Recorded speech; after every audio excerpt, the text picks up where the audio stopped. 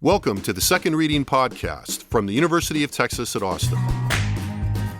The Republicans were in the Democratic Party because there was only one party. So I tell people on a regular basis, there is still a land of opportunity in America. It's called Texas. The problem is, these departures from the Constitution, they have become the norm. At what point must a female senator raise her hand or her voice to be recognized over the male colleagues in the room? And welcome back to the Second Reading Podcast. I'm Jim Henson, director of the Texas Politics Project at the University of Texas at Austin, and it's that time again. Woo. We released the new University of Texas Politics Project poll this week. A lot in the results to talk about. So as usual, on the occasion of the birth of a new poll, I'm happy to be joined by my UT colleagues and collaborators and friends on the poll today. Co-founder of the polling enterprise, Daron Shaw, professor of government, and the Frank C. Irwin Jr. chair of state politics, for the dwindling few that remember Frank C. Irwin. Good to be here, Jim. It's nominal, not substantive, in terms of holding that chair, right? Oh, I mean, you're not ordered to imitate the life of Frank C. Irwin. No, simply his deep and abiding interest in state and local politics. So I do manifest that. Damn, that is a good answer. I like it when you kind of do that modulation thing. And, of course, Joshua Blank, research director for the Texas Politics Project, which makes him essentially, or has made him, the chief operating officer, the COO of the poll. Josh, thank you for making it here during the summer. Thanks for having. Well, I'm here regularly, and thanks for having me. And I also like this mixed metaphor, COO, because I would say we do actually refer to it as a birth. So, yeah. And we are a room of quasi-doctors here. So. Right, the OBGYN of the Texas, the University of Texas Politics Project poll. Yeah, that could work. Well, never mind. Yeah, I can't believe I almost made the joke. I think I know what you were about to say. Okay, so how are we feeling, gentlemen? You doing okay today? Better than the Texas public, I think. It seems so. That would seem to be the case. Well, that's a good segue then. So let's start, as we often do when we are lucky enough to have Daron with us. Let's start with the national stuff. So, Dr. Shaw, I am curious, and we talked about this a little bit in our pre-pod lunch. The write-up on the Texas Politics Project website and much of the media coverage has led largely with President Trump's job approval and favorability ratings edging into net negative territory in Texas for the first time in his second term. So we had 44 approved, 51 disapproved, compared to 47-46 in our April poll. You've looked at a lot of presidential approval ratings in your time, Professor Irwin.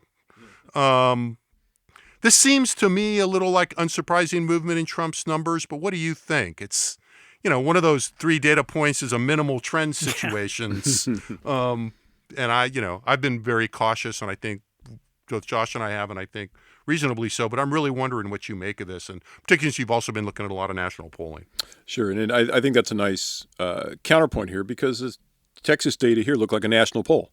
The top line number, 44% approved, 51 disapprove, is pretty close to what you'll see in the national numbers, at least the aggregate of the national numbers right now. Now, that's the reason this is going to get a lot of headlines and attention, of course, is that Texas is a Republican state, leans Republican, and so we often talk about the displacement of some of the results and some of the evaluations of the public in Texas compared to the nation. And displacement, I mean, Texas is usually 3 to 5 points higher than the national averages, which reflects that for Republicans, right, 3 to 5 points more Republican than the nation as a whole. So being at -7.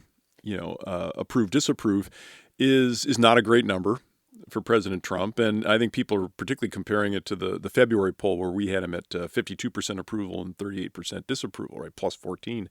And even granted that it's Texas, that's a pretty nice initial number to hang out there. Yeah, right. So and the question becomes, well, where has he lost support? And I think that's less surprising.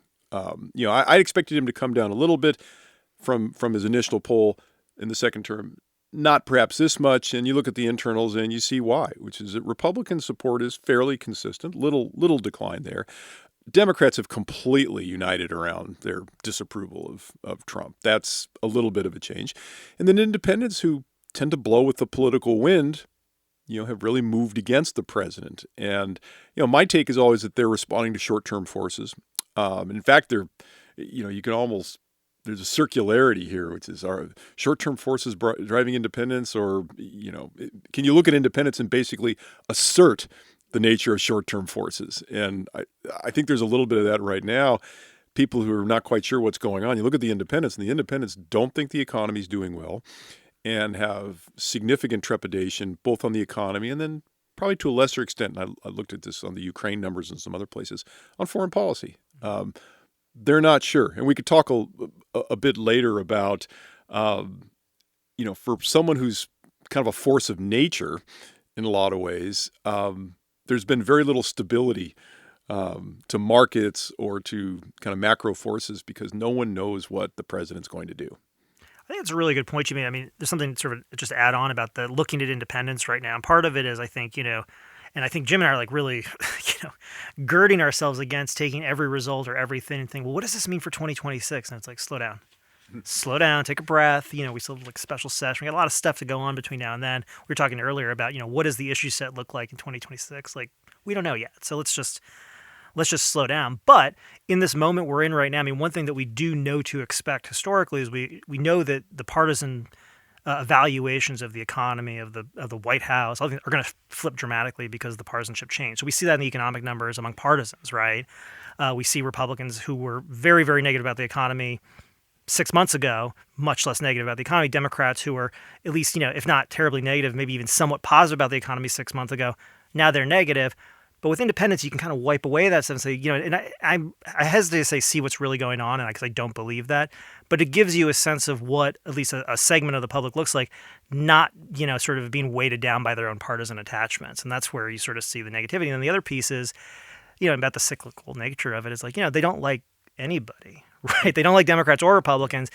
And they specifically then, generally tend to turn against the party who's in power because, they're doing stuff, they're visible, and Trump is more visible than anybody. Right. And so I think you take that plus the fact that he's a known quantity for this group, and it's sort of, you'd almost expect there to be, I would say this, and this is kind of going to hedge myself a little bit, right? You'd almost expect there to be an accelerant in terms of these patterns. Democrats are going to unify really quickly. Independents are going to, again, polarize or go with the wind or go with Democrats really quickly. But actually, when Jim was looking at this earlier, we were looking at the historical data, and it's like, this drop, and again, all presidents have a honeymoon period. Governing's harder than campaigning. And so you expect there to be a little bit, at least of a decline, whether that's a decline in enthusiasm amongst the partisans, whether that's the other side aligning, whether that's the independents. But it's not like Trump is off the trend line on that stuff, right, Jim? Well, he's, I mean, at least in the first three, yeah, those numbers. Year. If you look at the first three polls that we've got, and I think the national numbers, I saw somebody looking at national numbers recently, and it was also similar. But then when you're looking at the Biden numbers among Democrats in his term, it was kind of looked similar, in terms of looking through the first column. It took a little while for there to be, a bigger drop among the partisans, but this is kind of what we would expect. Now, the hard part, I think, is the fact that it doesn't change the fact that Trump is influencing these numbers directly with his politics, and then how you suss those two things out is tricky, right? Yeah, well, you talk about the historical numbers. The thing I would, we were talking a little bit offline about, Biden's record during his term as president, and Biden was kind of floating along, doing okay. Little bit of loss from the honeymoon period as you went into the summer of 2021, and it was in the fall of 2021 where everything collapsed. And it was the twin impact of inflation and then the withdrawal from Afghanistan.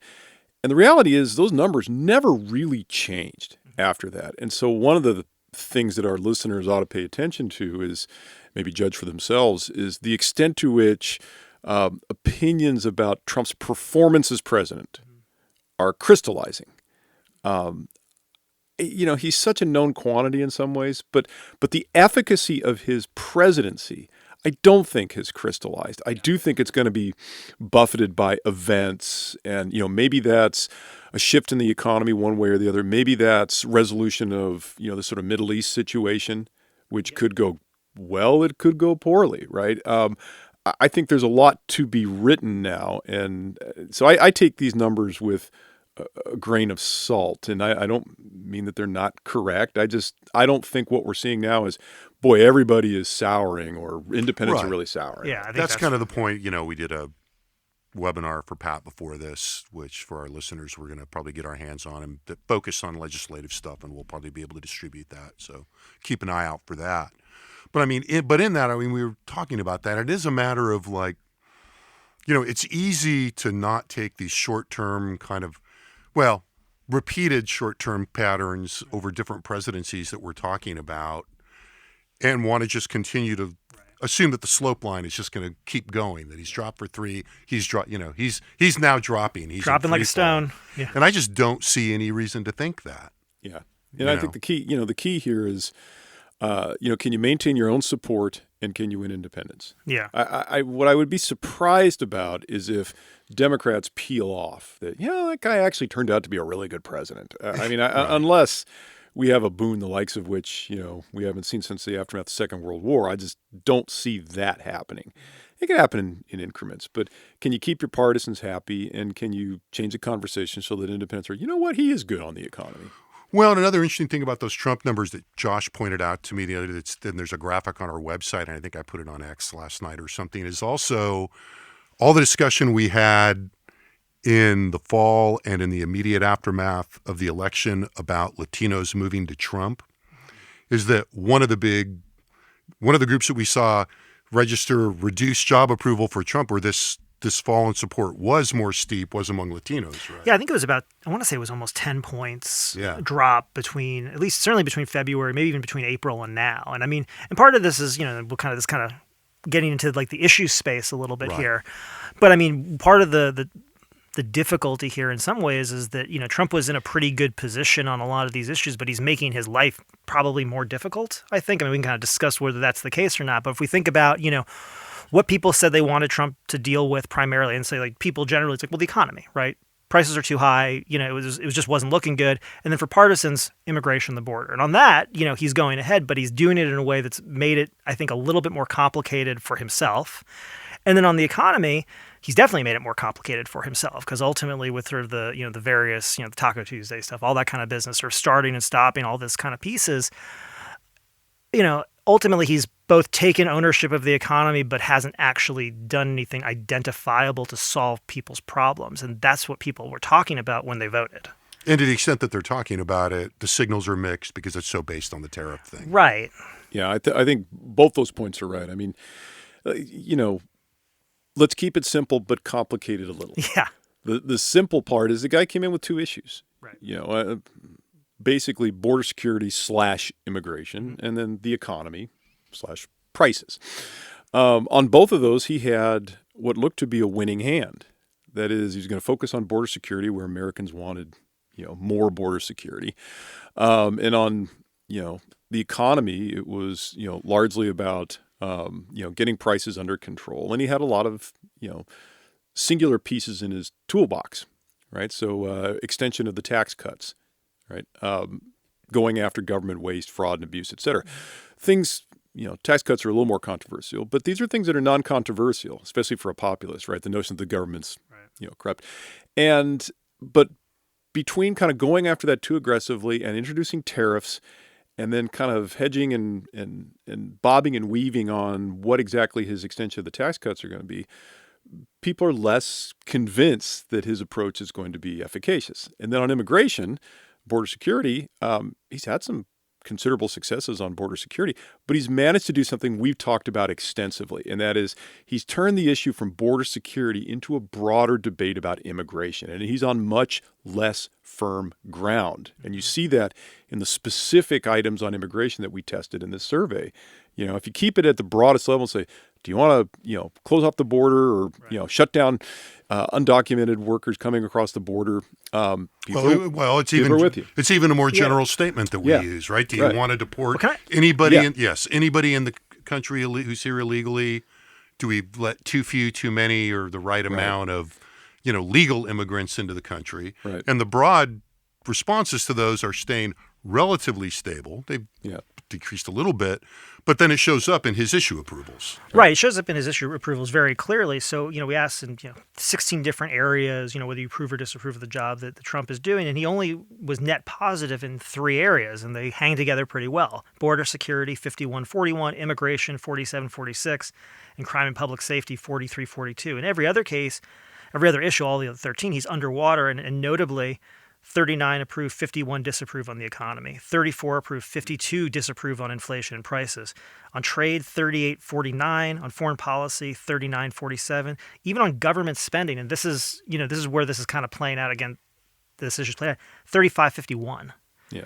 And so, on all those issues, it's sort of he has to hang in on immigration because that's really his winning issue. It's a winning. It's very good for him here in Texas generally, but then the specifics are where we get problematic. So we asked this question about immediate deportation, and we've been asking this for a long time. We've kind of talked about the history of this question on this podcast before, but in short, we said, do you agree or disagree with the following statement? All undocumented immigrants currently living in the United States should be deported immediately. And in general, we see a majority of Texans in support of that. Vast majority of Republicans, 70-80% at least. Democrats were a little bit more keen to the idea during the surges and when Biden had kind of just sort of ceded the field, but have coming back into traditional positions. But again, just hold in mind, 51% of Texans say we support the idea of immediate deportation. Okay, what about reducing the number of foreign students, at colleges and universities? 41-50. So 41 approve, 50 disapprove. What about arresting immigrants at hospitals? 31 approve, 63 disapprove. What about a court coming for hearings? Pretty notable. 31 approve. Again, that's opposed to 51, which is a general idea. At church, 30% approval. Basically, asylum seekers, 29%. Separating children from parents, 25%. Children at school, 24%. And dreamers, this is the most interesting thing, 22% oppose essentially deporting all dreamers, 69% oppose. And actually, this carries across. This is something we've seen in other polling about dreamers and this sort of issue.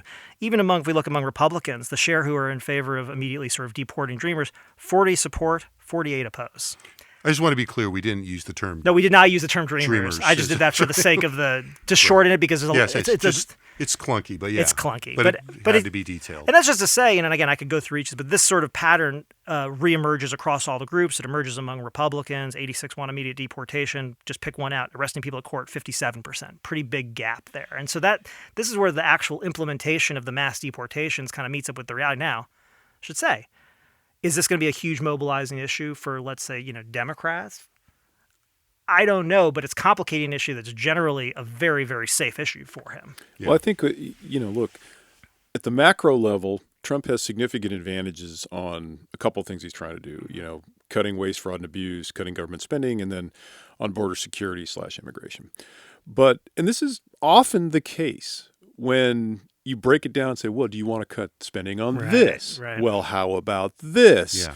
And same on immigration. Okay, so you want to deport. Well, what about these people and these people? It's not unusual. It's something we see in public opinion a lot. Think abortion. Yeah. No, that's right. That's right. And it usually redounds to the benefit of Democrats. Not always, but oftentimes, right? When you talk about spending on specific issues or, Right. And the political task for Republicans is either to keep the conversation broad as you're doing specific things and making specific decisions, or finding specific examples of your broader principle that are more popular. And I think the problem the president is having right now is he's not really doing either of those things. Yeah. And that's allowing him to be, for lack of a better phrase, nickel and dimed. On these issues, losing support. We've talked in this podcast about wedges and magnets, right? Wedges in the opposition support, magnets for your own supporters. And he's turned basically magnet issues for Republicans on border security and immigration into wedge issues, right? You were talking about the numbers amongst Republicans. Well, that's the definition of a wedge issue, right? Deporting dreamers. All Democrats oppose that, and half Republicans oppose it. So it's interesting, and you're right. Part of it's just the devil's in the details of governing. But I do think there is, not to hide behind this bush that partisans often hide behind, there is a messaging issue. And again, I want to be clear because I'm the one who's usually saying, like, you don't have a messaging issue, you got a policy issue. And so I concede that point. But I do think there's a little bit of both going on here. Yeah. I think that, I mean, that messaging issue thing, I think is a theme, kind of in the polling in some way. I mean, and part of, I think there's a couple, I mean, to your point, the messaging issue in some ways, I mean, I was sort of thinking about whether you mean like retrospectively or like prospectively, just in the sense of, part of it is, the messaging problem is that, by sort of saying that, no, it's not 10 million undocumented immigrants, it's 25 million. And not only is it 25 million, but most of them are criminals that, we should be, are in gangs that we should be deporting. And it's like, well, you kind of set a certain set of expectations now. And it's like, oh, well, where are all the gang members? And it's like, well, they're at the courthouse. What? Wait a minute. Is that what we're trying to do here? Yeah. I think that muddies it, Well, there's also just this, I mean, I like the way that you kind of compared it to all these other things, because I think it's a good reminder for us, for people that are looking at this, for reporters, God, that, there is a very consistent kind of attitude formation, political cognition phenomenon going on here, right? Where you ask people about a general position and they go, oh, yeah, X. Then you say, well, X this way? Well, no, not that way. Well, right, not that X, right? And we see that over and over and over again. Yeah, and the classic example is government spending. Where, do you want to cut government spending? Yes. Do you want to cut defense, Social Security, Medicare, aid to the homeless? Oh, no. Right. Well, exactly what do you want to cut? It's like waste, fraud, and abuse. Yeah, waste, fraud, and abuse, and foreign spending, which is a point something of the budget. And I think, and again, we focus a ton on immigration and border security here because Texans focus so much on it. But I think an important point that, needs to be made here is, with 86% of Republicans agreeing with the general concept of immediate deportation, it's not likely that many of them are going to say, I was with the president until he arrested those people at the courthouse. Yeah. Now I'm out. They may say, there's a thing, but there's a difference between discomfort and right, because you know what, alienation. But there's another way to flip this, which is to say, Republicans may disagree. They may have a lot of disagreement amongst themselves over the actual enforcement mechanisms, but they agree on the goal. Yeah. And that's the thing here. They agree on the goal. And the other side of this is that as much as Democrats may uniformly disagree on all of the enforcement mechanisms, it's not a priority issue for Democrats. Yeah. That's not the thing that they, wake up and want to vote about. That's not what they're focused on. In fact, even if they're talking about it, it's like, why? They don't even want to be talking about this. They want to talk about healthcare or other things, the economy. Can I ask a question real quick? I would love that. I was really interested in the declining support amongst Latinos. And Josh, do you have any sense, and I don't is a fair answer, as to whether that's immigration or economics? I think that's economics 100%. That was my intuition. I mean, that's way too strong of a statement, but it gives you a sense of where I lean heavily on the side of that's an economic argument. It's economic performance. The fact that, Trump's 51% disapproving of his economic job performance, it's the lowest it's been for him in the 2 years that we've looked at it. It's just, it's an albatross. And part of it is we sit here and we say, we do all this polling all the time. We do it every other month. And what have people been telling us constantly? They're worried about the economy. They voted on the economy. They're worried about prices. They tell us, like right now, one of the sort of amazing things in this poll is 51% of Texans, and again, it just seems a sort of a consistent thing, but that's what happens, say that the national economy is worse than last year. Only 30% say it's better. That 51% is higher than at any time during the entirety of 2024 when apparently the economy was one moment away from just being destroyed by Joe Biden. But here we are today, and it's like, well, actually, they think it's a little bit worse. So, I think the point is, if you set aside all the people who really pay attention to this stuff, and the politics, I kind of went back a while ago, I said this, but it's like, I think for most people voting this election who weren't huge partisans, the idea was, hey, look, and we talked about this, we wrote about this, which Trump economy are we doing? Are we doing pre-COVID or post-COVID? Because pre-COVID, his economic numbers were pretty good. And that's partially why this is such a drop for him. So if people were rating him pre-COVID, and I think honestly most of them were, you'd say, hey, look, this isn't working. This guy was doing pretty well. COVID hit. Okay. And I think this probably describes a lot of, loose, let's say, Hispanic voters with loose, if even existent partisan attachments. And now it's been started, and what do we hear? Chaos. We're hearing, there's going to be tariffs. There's not going to be tariffs. Prices are going to go. And the only thing that's benefited Trump, I think, in all of this economic discussion is, as always, is Democrats overplaying their hands and saying prices are going to go up, prices are going to go up, prices are going to go up.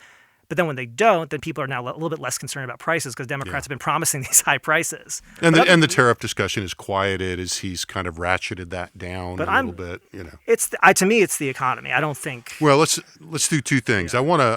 I want to introduce the canoe, but since you've got your computer, why don't you look up the Latino approvals in those two areas? Yeah, sure. And see how they compare. I'd love to. Homework, I like it. Yeah, well, just a little real-time fact-checking. I mean, Yeah, sure. we got the facts. We got the COO here.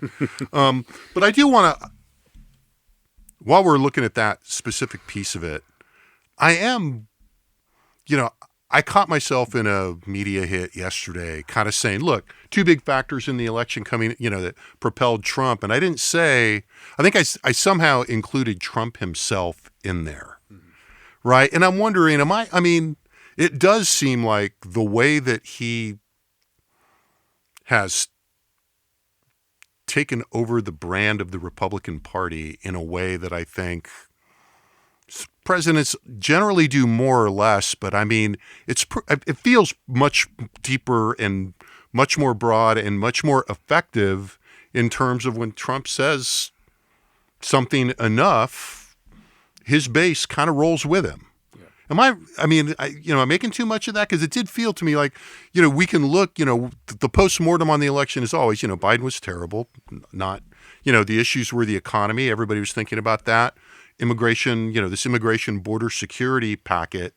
But Trump was also, a pretty powerful vehicle for building those that is still propelling him into this first part of his presidency.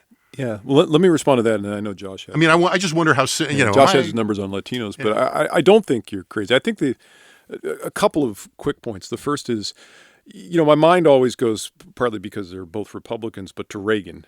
But Reagan embodied a broader ideology that started, at least manifestly with Goldwater in 1964. And it was the ascendance of this ideology such that Reagan's interpretation of that ideology wasn't as important as the ideology. He was a crisp and effective articulator of that ideology. But if Reagan had taken positions, and we can make an argument with respect to, well, he didn't really cut government spending. Well, that's fine. Yeah. But if Reagan had idiosyncratic opinions, they would have been noted because they were at odds with the broader, rise of conservatism in the Republican Party.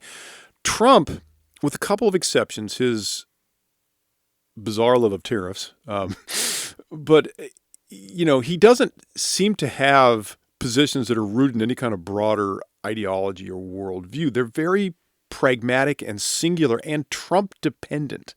So the personality of the candidate, I think to your point, Jim, is really, really important. And we're watching this unfold in real time in the Middle East, which is, okay, so America first is presumably the broader ideology. Right. But what does America first means? Well, for Trump, it could mean cutting a deal. It could mean taking advantage of Israeli aggression in Iran so that they're weakened and maybe we can knock them out. And that would be in America's. It seems to be whatever Trump defines as America's interest. That's different from Reagan's position against the Soviet Union, right? And take that foreign policy. And foreign policy is maybe an easy example because American politics doesn't tend to orient around broad foreign policy principles. But I think that's true on a variety of economic issues, on a variety of social issues, that the Republican Party is kind of defined by what, in prospective terms, Trump defines it as. Now, as is kind of a quasi-populist party, you could argue what they're against is rooted in a broader idea, and it goes beyond Trump. I think that's true, but he's governing now. But it's also how do you? What is the positive programmatic manifestation of a populist president? And I think that's almost wholly dependent on Trump, and the Republican Party is basically accepting whatever his decisions are. Right. Okay. That's what I was kind of. The way that you framed that was also the way I should have asked. That's kind of the answer. It's like it's not just that he's preeminent, which most presidential candidates, especially if they win, are going to be, but it's the lack of a framework and the personality centric. Yeah. Look, I think even the most demonized version of Barack Obama is still not going to compare to just the force of personality that is Trump's appeal. Yeah, I think we had a graduate student a few years back. Caitlin Andrews is tremendous grad student, is now a professor at the University of North Carolina, Chapel Hill. And she did a dissertation and then ultimately turned it into a book on post-charismatic leaders in Latin America. And she was looking at Chavism and Peronism. Yeah. And I find an analogy here, which is who's the successor on the Republican side going to be, and how do they interpret what Trumpism is? Yeah. Because to me, it seems so idiosyncratic that to, after the fact, impose more structure and meaning in a way that allows you to guide what's happening in the future, that's going to be a heavy lift. But it's think. a post hoc exercise. Yes. It really draws out, I apologize to Joss because, it draws out that certain, it's a rather abstract conception of populism, but the element of populism that is a little bit of an empty vessel. Yeah, I agree with that. He knows how much I hate abstract conceptions of populism. I just, Well, it's just 'cause I'm over here just gritting my teeth, but it's fine. Well, my conception of that was shaped by Ernesto Laclau. So No, it's anyway. true. But just to jump on that, even just calling it Trumpism is like giving it more structure than it has. I think what the Republicans have generally is they agree on what the problems are. Right. But now, absent sort of a broader ideological understanding of what the purpose and role of government is, and sort of the sense of individual liberties vis-a-vis government, you're kind of left with like, well, what does Trump think the solution is? And it's like, I guess I sort of keep finding that it's kind of crazy. Like 3 weeks ago, we were talking about redoing the nuclear deal with Iran, and then now we're bombing them. Yeah. And I think, and you can say like, well, that was all, people who want to say, well, that was all part of it's like, Yeah, it was a strategy. Yeah, all right. Blah, blah.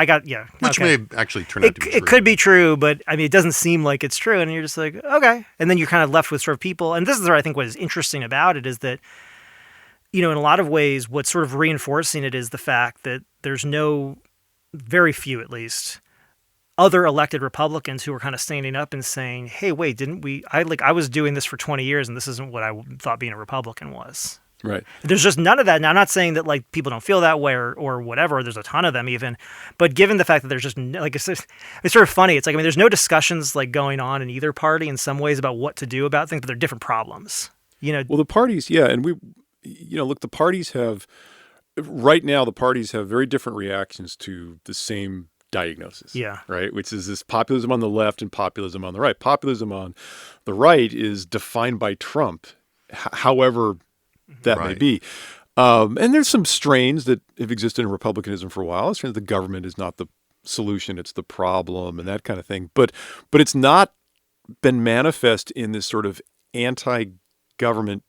It's going to sound odd to people who are thinking about Doge, but tear it all down. Let's just go with, market capitalism, run amok and slash, Trump has spent money. Right. And he's given out stimulus. So it is odd to watch the Republicans try to construct a positive response to their populist appeal. On the left, to me, it's a little more ideologically coherent.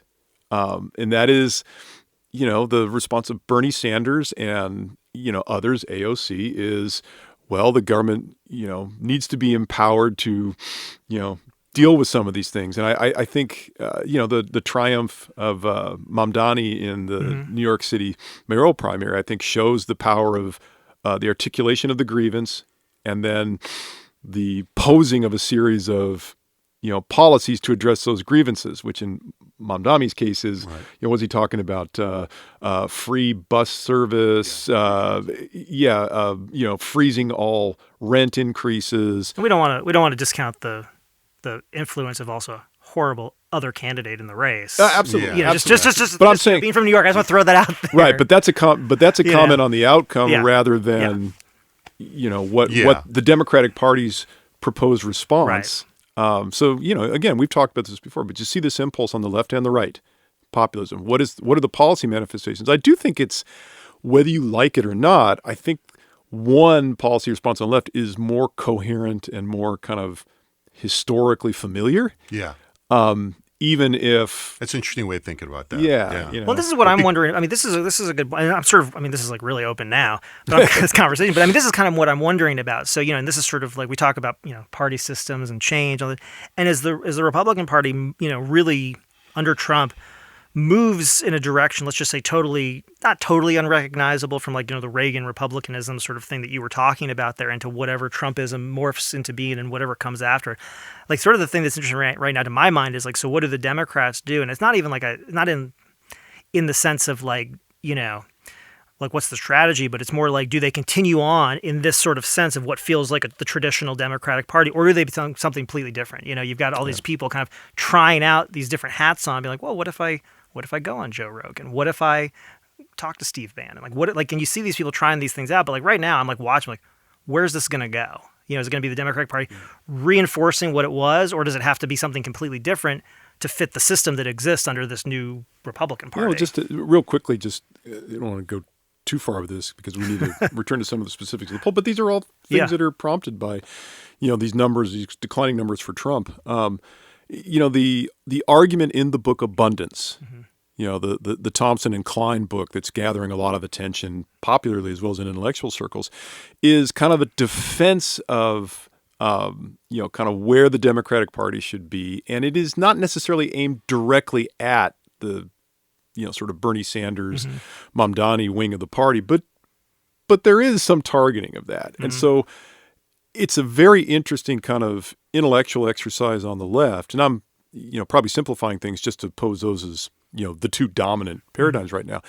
But on the Republican side, the acquiescence of, whether it's the neocons or the Mitt Romneys and the Dick Cheneys of the world to Trump's ascendance is notable. There hasn't really been a fulsome discussion on the Republican side about what republicanism means. It's almost kind of death by default, right? Whereas the Democrats are having a more robust conversation. And for the life of me, I can't figure out if that's because the savior hasn't emerged or whether there's just more kind of reflection on the Democratic side inherently or something like that. It's probably a combination of the two of those. I want to move on, but I can't help but weigh in because this discussion, especially what you were saying, Daron, but Josh and I have talked about this a bit. One of the things that's interesting about that kind of drift is too strong a word, but in the Republican Party ideology and triggered by Trump, and like this is really sort of, Trump occupies government. Are we doging or are we spending more? What is that? That anchoring from the New Deal party system of the Republican Party in limited government seems to have become more diluted. diluted, right? In that, and I thought about this a lot during the last legislative session, right? I mean, we've had now 25 years, give or take, of rarely seriously disputed Republican rule in Texas. And you're hearing this critique from some corners of the Republican Party. And what you have is a party that has grown, to my mind, very comfortable in using government power. If you look at going back to, there's a sneaky way of getting back to the poll, but if you go back and you look at the approval numbers on the policy, there's plenty of Republican approval for some pretty clear assertions of government. I'm not saying it's, crazy or authoritative, but I mean, there is a sense in which I think the reflexive ideology, and plenty of people would tell me, well, if you bought that, I got real estate in Florida to sell you. But nonetheless, the core precept was that government should be limited and we shouldn't be doing a lot of stuff that we're doing. Yeah. Right. And, I think that I hear that argument much more selectively now. Yeah. And in fact, during the legislative session, we heard it a lot from both dissident Republicans and from Democrats that like, hey, what, you guys want to make every classroom in the state post the 10 Commandments? Is that limited government?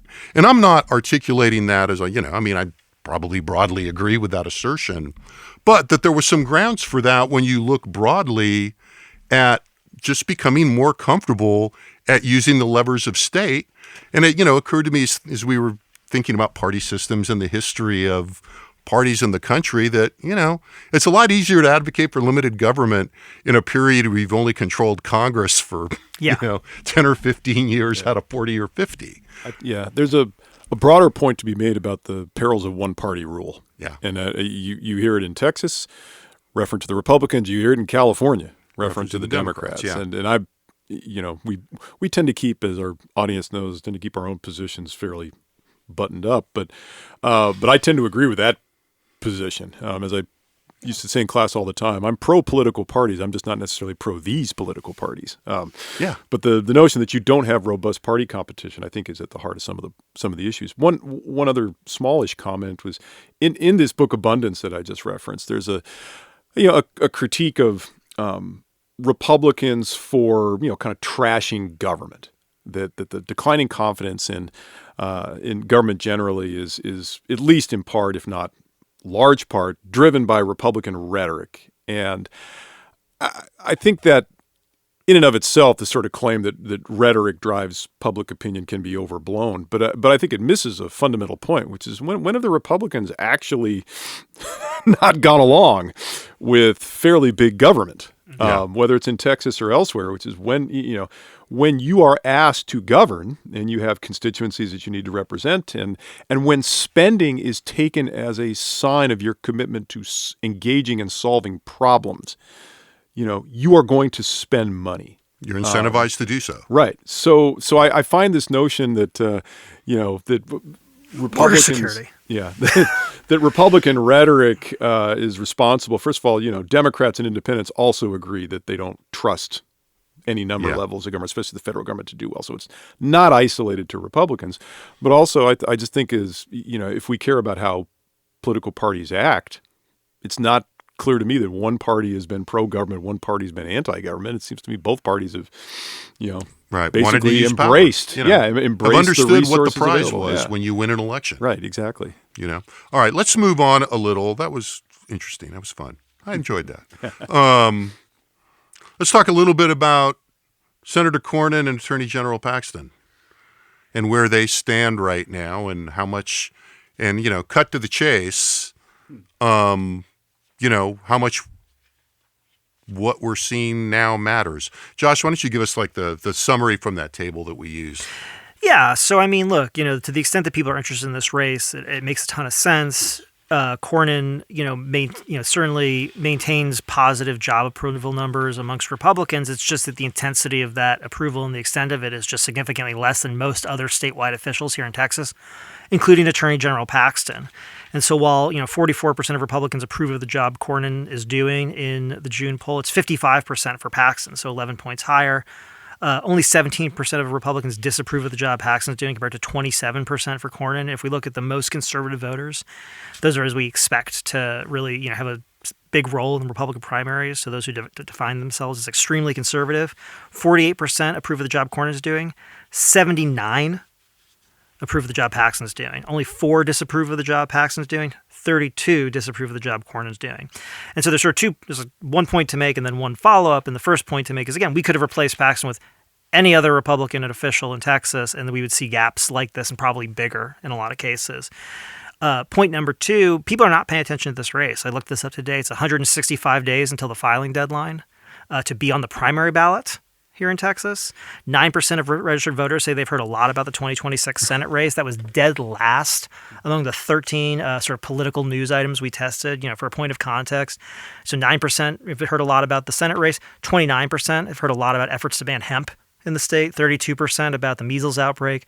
37% about efforts to conceal Joe Biden's health during his presidency. 63% tariffs, 72% deportation. So it's like, and then I think the other thing, I'll pass this to you, Jim, but also the other piece to this is, where Cornyn is now and where he's going to end up are not the same thing based on just history, watching this. But there's a lot of other factors here. I'll pass it off. Yeah, look, to me, you can't look at those numbers and not say, hey, if I was betting today on what's going to happen in the Republican primary, just in terms of who's better positioned, Paxton or Cornyn, from a public opinion perspective, and, we're not the only people to find this in our polling, you have to sort of say Paxton. And yet, over to you, campaigns matter.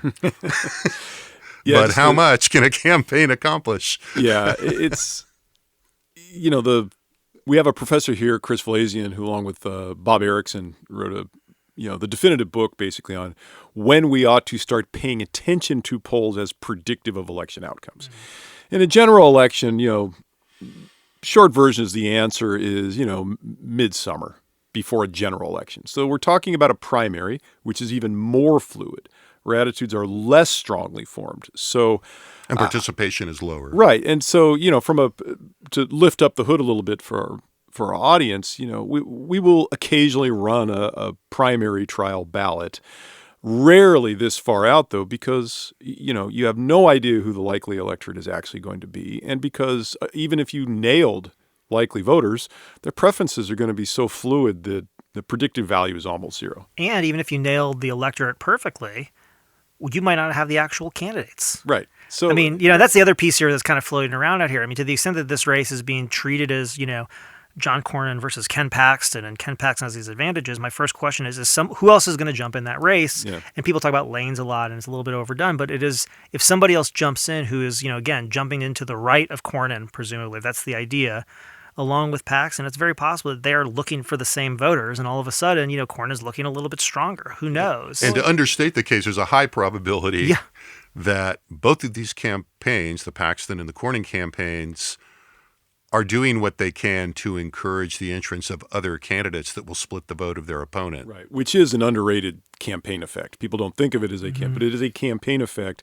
where you're attempting to shape the structural environment of the election. I would also say that we're just coming off of the New York City mayoral primary, Democratic mayoral primary, in which 2 weeks ago it looked like, former Governor Cuomo was going to pretty much be a shoo-in. And in fact, unless ranked choice voting works very differently than we know it works, he's out. Yep.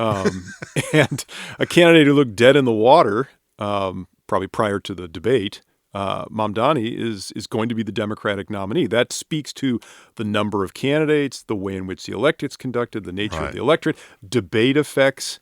There's a lot going on. Well, and I'll add to that, and just so so we're not calling ourselves full of it, and the fact that if you think about, and again, I haven't looked too closely, but who, if you think about that ballot, that trial ballot in a poll, there was one name on there that most voters in New York would recognize. Right. And it wasn't Mamdani. Right.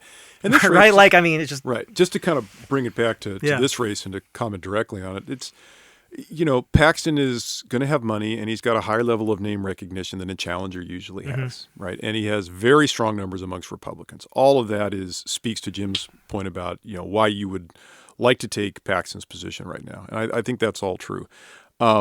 But it is true, and this is speaking to the totality of the poll as opposed to likely Republican primary voters. You're still talking about, between a quarter to a third of voters who say they're either neither approve nor disapprove or don't know. So, let's round down a little bit. Let's say 1 in 4 if we're talking about kind of people who are plugged in enough to pay attention. That's a lot. And while, all things being equal, you might prefer Paxton's position, all things are not equal. And Cornyn is the incumbent, and the history and baggage that Paxton brings to this race are considerable. And one thing, one thing I would point out, incumbents almost always have an incentive to go negative on challengers. And the reason that they tend not to is if they make a strategic bet that the candidate that the challenger is not going to become well enough known. So they figure, why would I even bother defining this person when no one's going to know who they are? Cornyn's situation is very different. Yeah. It's very different because his negatives are high. Paxton is known, but not known that well amongst Republicans. And there's a lot of information that Cornyn can dump on Paxton's head to raise his negatives. So I would... And he has the resources to do it. Right. I would just opine that, however we feel about this in terms of, being citizens of the state of Texas and voters strategically, there is no reason that Cornyn's team wouldn't look at these numbers and say, okay, you think this guy's unfavorable now? Wait till next month. It's already happening. Yeah, and one of the, I think I don't want to say the lamest, but I mean, one of the lamer things that I hear from time to time is like, well, no, they've already litigated all that. Like the whole Paxton things, like everybody knows about that. I was like, no, I'm sorry. That's incorrect. When that whole trial happened, there was unlimited money in support of creating a narrative around Paxton's impeachment in that trial, and there was no similar money on the other side. Yeah. Now you actually have someone, and people say, oh, well, George P. Bush says, How'd that go? Like, I hear you, but like we were watching that election. That was not what was going on in that primary. The substantive point that you brought up, Josh, is really critical. If the question put to Republican primary voters is, was it right to impeach and convict Paxton? They see things as a part of frame, even though they were partisan frame, even though the Republicans were in charge of that process. But if you run out singular pieces of information about what he did or was accused of doing, and other personal things that came out during that, that's entirely different substantively, and I think that's an important distinction. And I'm sure you've had conversations with some of the same people I have about the fact that the Cornyn campaign is already, there's going to be no limit on that. Yeah. Let's put it that way. Right. All right, so before we run out of time, let's go to dealer's choice from the poll, guys. Daron, what's your pop here? Yeah, well, Josh and I actually kind of had some agreement about one thing that he won the coin flip, so he gets that dealer's choice. Well, you can but take I'm it. going to go again to our topic of immigration, but a broader question we ask about the level of immigration and whether you think people think that generally we admit too many immigrants, too few immigrants. This is the legal process, and it speaks to this question about attitudes towards the overall impact or efficacy of immigration on the American system. And I'm going to a small point on this kind of big question, and that is the number of people or percentage of people who say they don't know or have no opinion. And if you go back, I'm looking at data from June 2023, August 23, and February 24, when the number of people who said, I don't have any opinion on that, was 0, 0, and 9%. So people had kind of decided, we have, we don't have enough or we have too many. So where is it now? The last three polls, 13, 14, and 16%. Which is a significant increase in the percentage of people who say they don't know. And it's concentrated, so far as I can tell, largely amongst Republicans and independents, and it reflects just sort of a degree of uncertainty about what is good for the country with respect to the number of immigrants. And I think it's bound up, if I want to impute sort of substance to it, questions about college admissions and admitting highly skilled or highly intelligent people to contribute to American society, get educated, contribute to American society.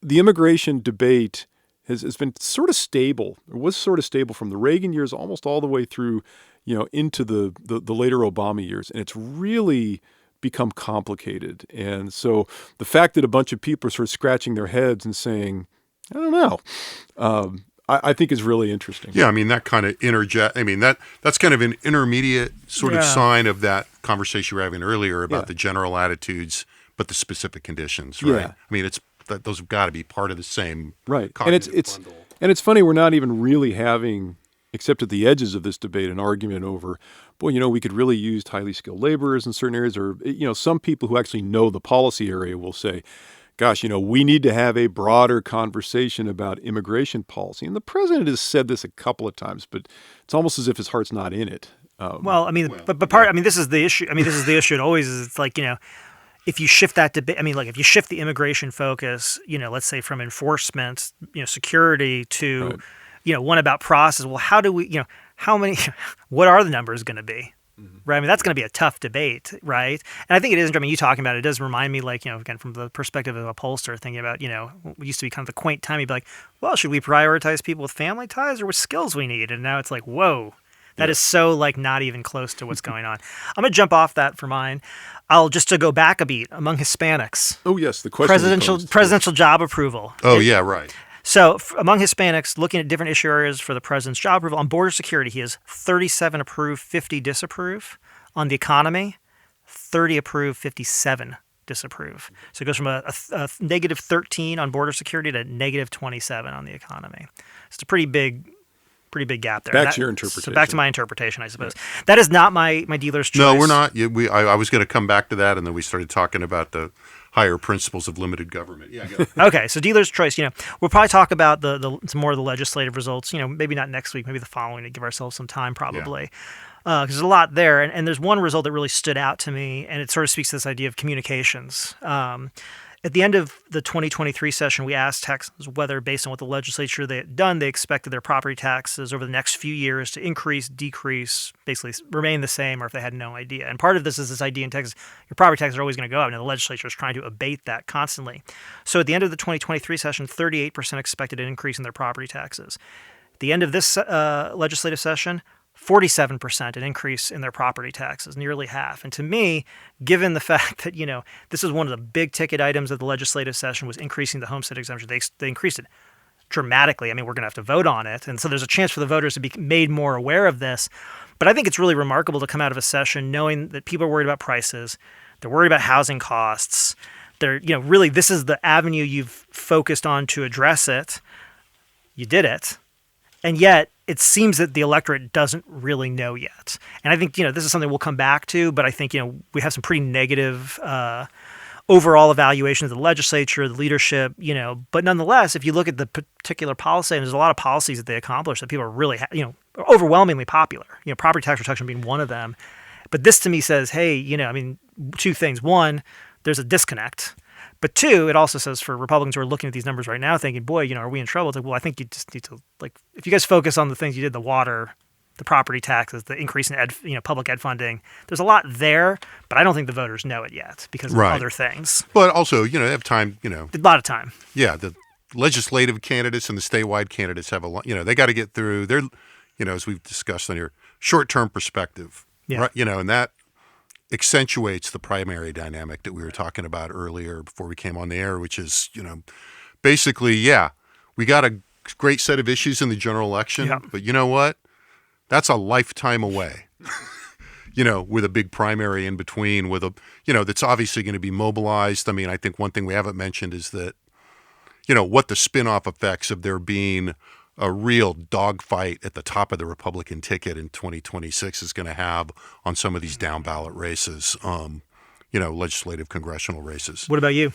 So me, I'm going to go, I was going to go with the item on institutional approvals because it kind of fit with the topic, but I have to just be a little bit whorish, and we can't really go through here without noticing, given the events of the last week or so, and look at the marijuana numbers that everybody has been very interested in, right? So, we asked the question about support or oppose in our specific policy battery. Support or oppose outline the production and sale of hemp-derived cannabis products. And for the detail-oriented people out there, yes, I know there's a lot of more specific products the way that we could line this out, but, we really just couldn't. And also, guys, look, we know what you're up to, but most people, they don't know the difference between Delta 8 and Delta 9. So just be cool. But, the result, 31 support the ban, 53 oppose it. Obviously, sometimes, this got a lot of attention because we released the poll, 3 days after Governor Abbott vetoed Lieutenant Governor Patrick's favored bill on this. And Lieutenant Governor Patrick had a really pretty amazing press conference, if you didn't see it, in which we saw the most direct criticism that edged into the almost personal in a couple of spots of Governor Abbott. So this is, set up a special session. Democrats, 17 support, 68 oppose. Interestingly, in thinking about the Abbott-Patrick dynamic, Republicans, 46 support, 39 oppose, 15 don't know. Now, that sets it up particularly, and then this dealer, I'm drawing 3 cards here, but you also then look at our item that was just a general approval or disapproval on how the legislature and state leaders handled marijuana and cannabis laws generally. 22% approve, 47% disapprove, 17 neutral, 22 don't know. And that was by the bottom of all the policy areas. And then one more in this range that we haven't talked as much about. We also asked in the specific proposal battery about increasing the number of conditions that would allow Texans to access the state's medical marijuana program, something that got tied up with the ban on the THC products as these things were moving through in the final weeks of the legislature. Support for expanding that was 54, opposition only 25. So, and 59% support among Republicans. Right. with majority support among Republicans. So, as we go into the special session, keep those numbers close because it's going to be a real fight over this. And I don't have a good sense. The Lieutenant Governor has signaled that he doesn't want to give an inch with a little bit of, but I'll leave it to the votes of the members. But remember, the Senate has not changed since the regular session in any significant way. And so the chance that Republicans are going to somehow rise up on this issue and the Senate there's somehow going to be more autonomy on the floor for people that may or may not want to do this differently, I think is a pretty tall order. So we're looking at, talking to somebody in the community a couple days ago, and I think the basic assumption right now is between that and the fact that it's now inevitable because there is a special session that the governor will add redistricting of the congressional seats to this means that, there's probably going to be more than one. Yay. I can't wait, guys. Right. I'm not sure what makes my stomach hurt more, that or something else we were talking about a minute ago. All right. With that, guys, thanks very much. As always, more fun than a barrel of monkeys. For our listeners, you will find all the poll results we discussed, as always, and more documents from the latest poll, thousands of downloadable graphics, the data sets, extensive discussion of results at our website, texaspolitics.utexas.edu. Thanks, as always, to our excellent production team here in the Dev Studio in the College of Liberal Arts at the University of Texas at Austin. And, of course, thanks to all of you for listening.